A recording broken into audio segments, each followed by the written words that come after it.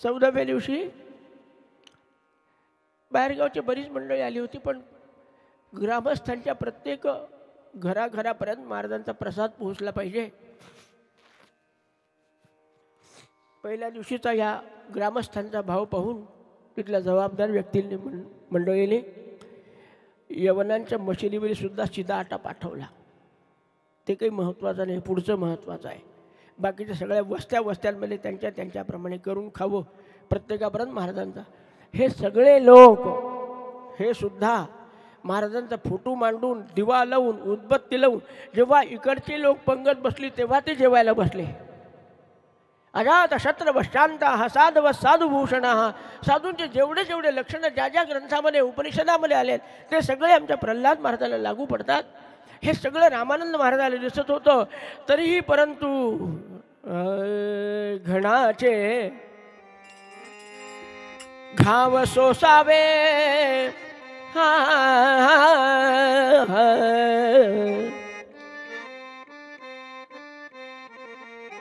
घणाचे घाव सोसावे ते धवा देव पद पावे.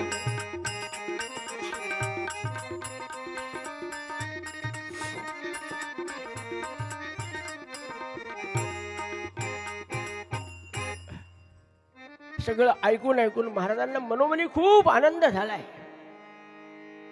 एक अंतिम परीक्षा घेऊन खरं म्हणजे संतांचं वर्णन तुकाराम महाराजांनी एका अभंगात केलंय. मऊ मेणाहुनी आम्ही विष्णुदास, मऊ मेणाहुनी आम्ही विष्णुदास.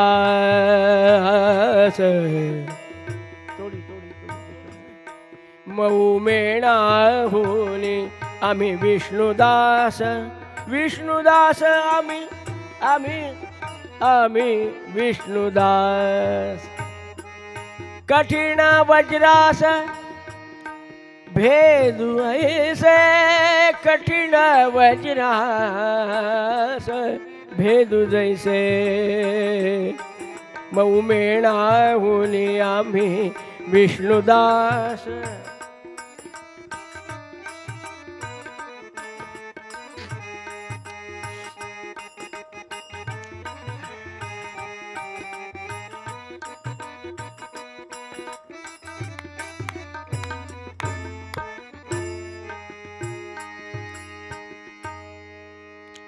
मऊ मेणापेक्षाही अतिशय मऊ असणारं अंतःकरण, पण वज्रादपि कठोराने. प्रसंग पडला तर वज्रापेक्षाही कठोर होतात. अतिशय कठीण अशी परीक्षा रामानंद महाराजांच्या मनात आली. कोणाची यायची? प्रल्हादाची.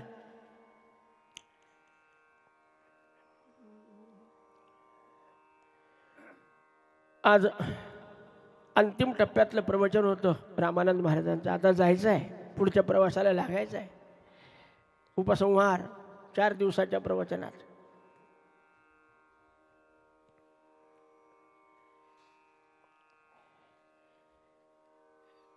प्रवचनात विषय मांडला महाराजांनी. जप जाप्य होम हवने जगती करीती किती तरी लोक.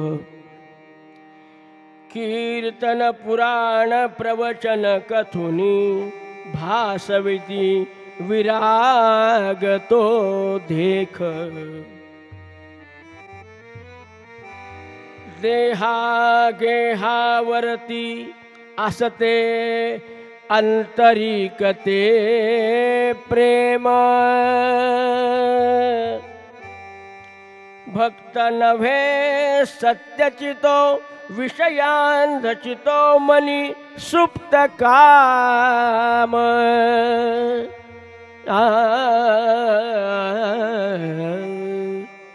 सुप्त काम. जप जाप्य करतात, होम हवन करतात, मंदिरं उभे करतात, बरं, कीर्तन करतात, पुराण करतात, प्रवचन करतात, हे सगळं करतात.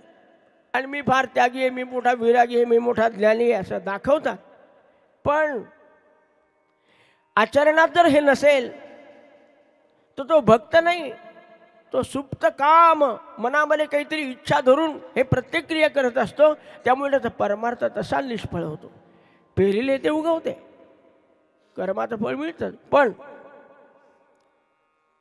ज्यांच्या मनामध्ये काही ना काही सुप्त काम असतो असे हे लोक करतात, तेव्हा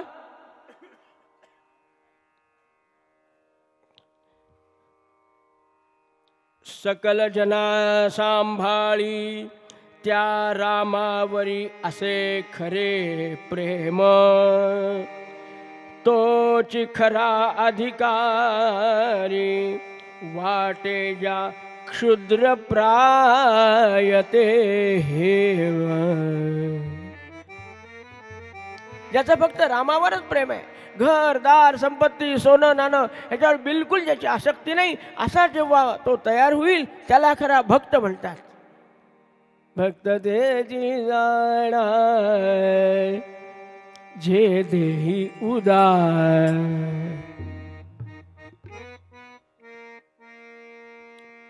प्रवचन संपलं, विषय लक्षात आला असेल.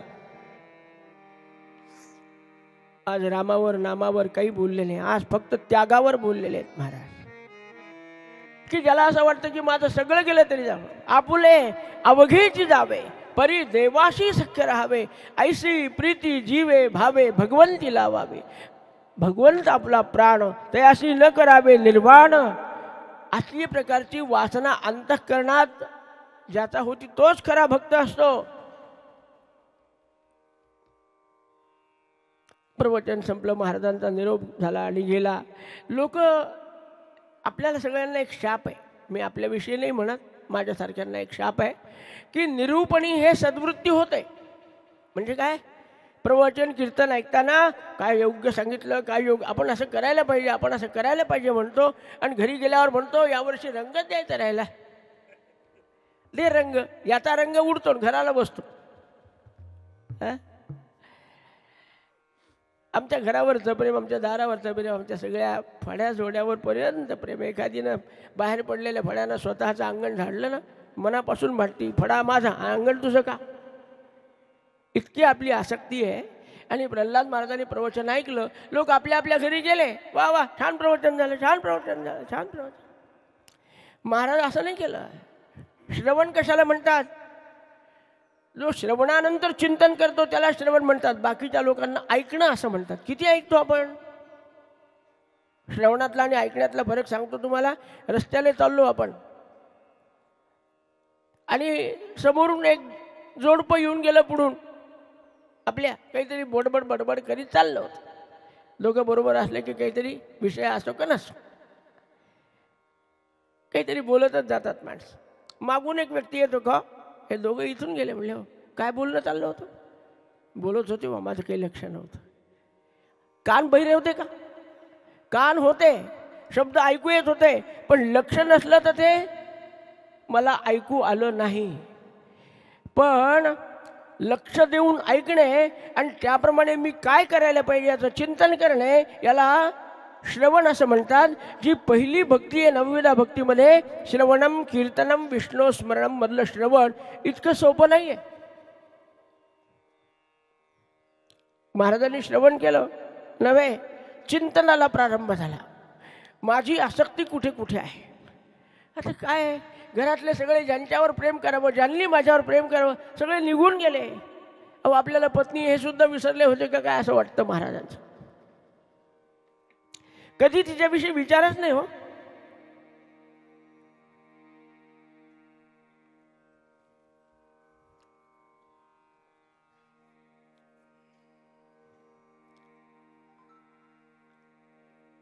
आसक्ती कुठे आहे. एक लक्षात आलं, अजून लोकांना सांगायपुरतं हे घर माझं आहे, शेती माझी आहे, हे भांडे पात्र माझे आहेत, 1000 माणसं जेवतील इतके भांडे पात्र आहेत, हे अजून मला माझं वाटतं. आता हे एकदा तरी कोणाला देऊन टाकलं ना, प्रश्नच मिटला. मग आपलं काय, मस्त भिक्षा मागायची आणि राहायचं. भिक्षा मागण्याचा अधिकार कोणाला आहे. रामदास म्हणाले, मग तेव्हा ते अष्टक ऐका म्हणजे समजेल आपल्याला. मी सांगत बसत नाही आपल्याला. कारण आपल्याला कोणाला व्हायचंही नाही. आडनावाचे रामदासी माझ्यासारखे आहेत ते पुष्कळ आहेत. आता ते पुण्यतिथीच्या मार्गाला लागले सगळे, जाऊ द्या, काय करायचं. तर आपलं फक्त हे घरदार संपत्ती, ही शेती माझं मला वाटतं. अजून खरं म्हणजे महाराजांचं चरित्र वाचा. लोक महाराजांना विचारायचे, महाराज आपण नवीन मनुष्य असला की आपण कुठे असता, काय सांगा. साखरखेड्याला आमचं मंदिर आहे, एवढं मोठं मंदिर आहे, इतके लोक येतात, इतके लोक जेवतात, इतके झोपतात, कीर्तन चालू असलं तरी झोपतात, काही सांगतात माणसं आपल्या. महाराज एकच सांगायचे, रामानंद महाराजांचं मंदिर आहे, त्यांच्या पायाजवळ असतो. हां, श्रींच्या चरणाचा दास, दास अनुदास हे म्हणत नव्हते, वागून आचरण करून दाखवत होते. अशा प्रल्हादाच्या मनामध्ये विचार आला, आता आपलं काहीच ठेवायचं नाही. या जगामध्ये पुष्कळ आहेत की ज्यांना फक्त देव सांभाळतो. जगी पाहता राम हा अन्नदाता.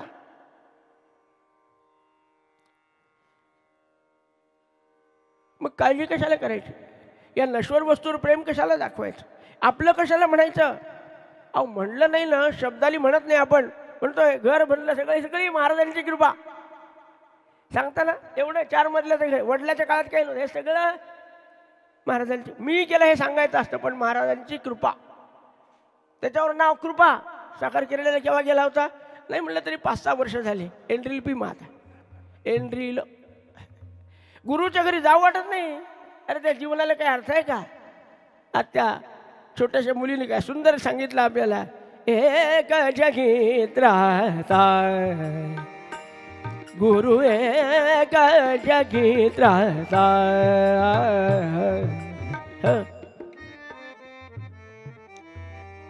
मनामध्ये विचार केला, 1 दिवस नाही, 2 दिवस नाही, 8 दिवस, 15 दिवस महाराज गेले होते. कार्तिक महिना संपल्यावर मार्गशीर्ष महिना आला.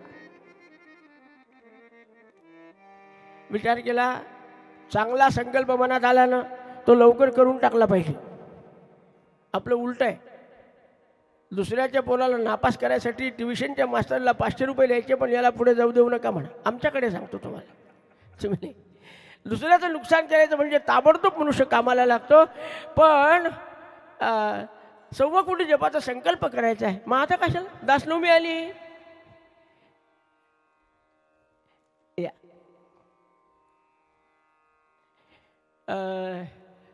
दासनवमीच्या दिवशी फारच गडबड असते वा, उत्सवाला सुरुवात होती, मग आपल्याकडून होतो न होतो. आपण असं करू, आता महाराजांची अमावस्या आहे, अशा कितीतरी अमावस्या येतात जातात, पण आमचा 1.25 कोटीचा जपाचा संकल्पच होत नाही आपल्याकडून. महाराज म्हणले, मनात विचार आलाय ना, लवकरात लवकर एखादा चांगला मुहूर्त पाहू आपण. आणि दिसला, मनापासून करायचं असलं की मुहूर्तही दिसतो. संक्रांतीचा पर्व काळ आलाय, पौष महिना लागलेलाच होता. आता एक मोठं संकट आहे,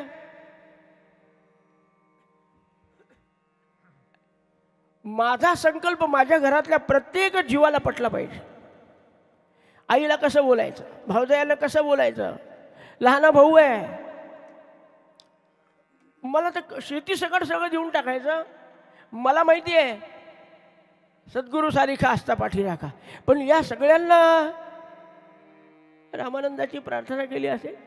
आणि एक दिवशी हिम्मत करून सगळ्यांना बसवलं, आपल्या गंगामायला नमस्कार करून, माय मला असं वाटतं, हे जेवढं आहे ना तेवढं देऊनच टाकावं कोणाला तरी. हां हो, हे सगळं घरदार, आई भांड्या पात्र्या सगळं देऊन टाकायचं, वस्त्र प्रावरण सगळं देऊन टाकायचं. शेतीवाडी काय आई असते. मी कालच बोललो आपल्याला, संतांची आई होणं फारच पुण्य लागतं हो. हां, गंगाबाई म्हणली, अरे प्रल्हादा काय चांगला विचार आहे तुझा. गंगाबाई म्हणली, वा वा वा प्रल्हादा, फार सुंदर, चांगला संकल्प आहे, करून टाक.